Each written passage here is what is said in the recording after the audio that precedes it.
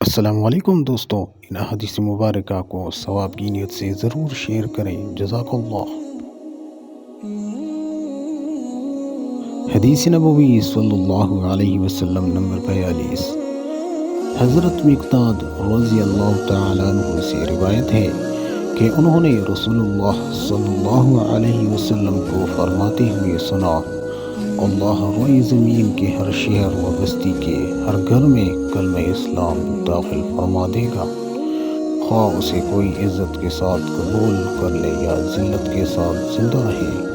وہ لوگ جنہیں اللہ عزت عطا فرمائے گا تو وہ ان کو اس کا اہل یعنی محافظ بنا دے گا، یا ان کو ذلیل کر دے گا تو وہ اس کی اطاعت اختیار کر لیں گے۔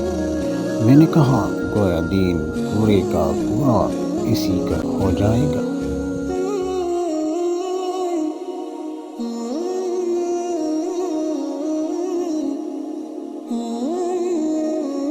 حدیث نبوی صلی اللہ علیہ وسلم نمبر 43۔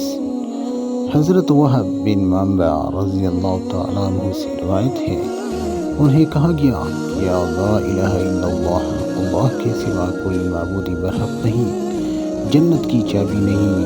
انہوں نے کہا، کیوں نہیں؟ لیکن ہر چابی کے دندانے ہوتے ہیں، اگر تم دندان والی چابی لاؤ گے تو آپ کے لیے اسے کھول دیا جائے گا، ورنہ نہیں کھولا جائے گا۔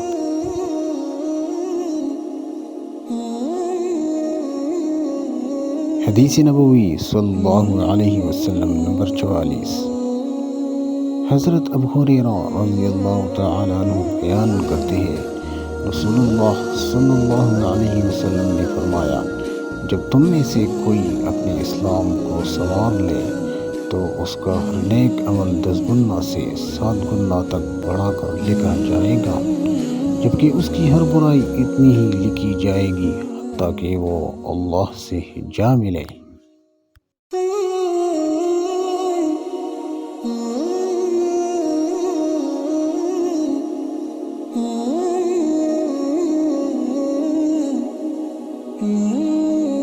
حدیث نبوی صلی اللہ علیہ وسلم نمبر 45۔